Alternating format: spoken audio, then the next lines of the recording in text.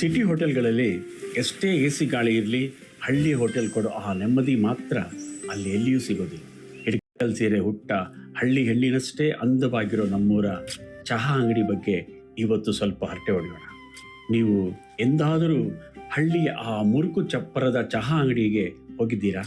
ಅಲ್ಲಿ ಕುಳಿತು ಆ ಕಲಿಯುಗದ ಅಮೃತದಂತೆ ಇರೋ ಆ ಬಿಸಿ ಬಿಸಿ ಚಹಾನ ಕುಡಿದಿದ್ದೀರಾ? ಅಕಸ್ಮಾತ್ ನೀವು ಅದನ್ನು ಕುಡಿದಿಲ್ಲ ಅಂದರೆ ನಿಮ್ಮ ಜೀವನನೇ ಅಪೂರ್ಣ ಅಂತಾನೆ ಹೇಳ್ತೀನಿ. ಈ ಪಟ್ಟಣದ ಹೋಟೆಲ್ಗಳ ನೂಕುನುಗ್ಗಲು, ಆ ಗಲಭೆ ಗಲಾಟೆ, ಆ ಗಲೀಜುಗಳ ಸಹವಾಸ ಸಾಕು ಅನಿಸ್ಬಿಡುತ್ತೆ. ಅದಕ್ಕೆ ಇವತ್ತು ನಾನು ನಿಮ್ಮನ್ನು ಹಳ್ಳಿಯ ಆ ನೆಮ್ಮದಿಯ ಚಹಾ ಅಂಗಡಿ ಕಡೆಗೆ ಕರ್ಕೊಂಡು ಹೋಗ್ತೀನಿ. ಬನ್ನಿ, ಹಳ್ಳಿಯ ಹೋಟೆಲ್ನ ಆ ಮಜವನ್ನು ಸವಿಯೋಣ. ನೋಡಿ, ಪಟ್ಟಣದ ಹೋಟೆಲ್ಗಳು ನೋಡೋಕ್ಕೆ ಭವ್ಯವಾಗಿರ್ತವೆ. ನಯವಾದ ನೆಲ ಇರುತ್ತೆ, ತಲೆ ಮೇಲೆ ಫ್ಯಾನ್ ಗಾಳಿನೂ ಇರುತ್ತೆ. ಆದರೆ ಅಲ್ಲಿ ಕೊಡೋ ತಿಂಡಿ ಬಿಸಿಯಾಗಿದೆಯೋ ಇಲ್ವೋ, ಅದು ಅಳಿಸಿದೆಯೋ ಇಲ್ವೋ ಅನ್ನೋದು ಸ್ವತಃ ಆ ಮಾಣಿಗೂ ಗೊತ್ತಿರೋದಿಲ್ಲ. ಪಟ್ಟಣದ ಹೋಟೆಲ್ ಹೇಗಿರುತ್ತೆ ಅಂದರೆ ಅತಿ ನಯ ನಾಜೂಕಿನ ಹೆಣ್ಣಿನ ತರಹ. ಆದರೆ ನಮ್ಮ ಹಳ್ಳಿಯ ಹೋಟೆಲ್ ಇದೆಯಲ್ಲ, ಅದು ಇಳ್ಕಲ್ ಸೀರೆ ಮತ್ತೆ ಕೊಳೆಯದ್ ಗುಡ್ಡದ ಕುಪ್ಪಸ ತೊಟ್ಟ ಹಳ್ಳಿ ಹೆಣ್ಣಿನ ತರಹ. ನೋಡೋಕ್ಕೆ ಅಷ್ಟೇನು ಅಂದವಾಗಿ ಕಾಣದೇ ಇದ್ರೂ ನಮಗೆ ಕೊಡೋ ಆನಂದ ಮಾತ್ರ ಸ್ವರ್ಗದಷ್ಟೇ ಇರುತ್ತೆ.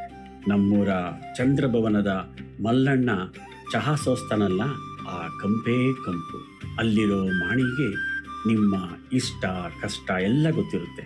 ನಿಮ್ಮ ನೆಚ್ಚಿನ ಪೂರಿ ಸಾಗುಗಳನ್ನು ತಂದು ನಿಮ್ಮ ಮುಂದೆ ಇಡ್ತಾನೆ.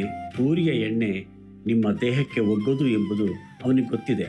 ಅದಕ್ಕೆಂತಲೇ ಅವನು ಪೂರಿಯ ಎಣ್ಣೆಯನ್ನು ಒರೆಸಿ ತೆಗೆಯಲು ರದ್ದಿ ಕಾಗದದ ಚೂರುಗಳನ್ನೂ ತಂದು ಇರಿಸುತ್ತಾನೆ.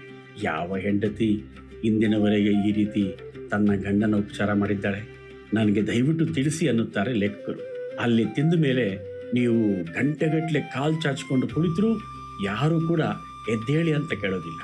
ಅಷ್ಟೇ ಯಾಕೆ, ನಿಮ್ಮ ಜೇಬಲ್ಲಿ ಕಾಸಿಲ್ಲ ಅಂದರೂ ಚಿಂತೆ ಇಲ್ಲಪ್ಪ, ಕೌಂಟ್ರ್ ಹತ್ರ ಹೋಗಿ ನನ್ನ ಲೆಕ್ಕಕ್ಕೆ ಹಚ್ಚು ಅಂತ ಸಾಲ ಹೇಳ್ಬೋದು.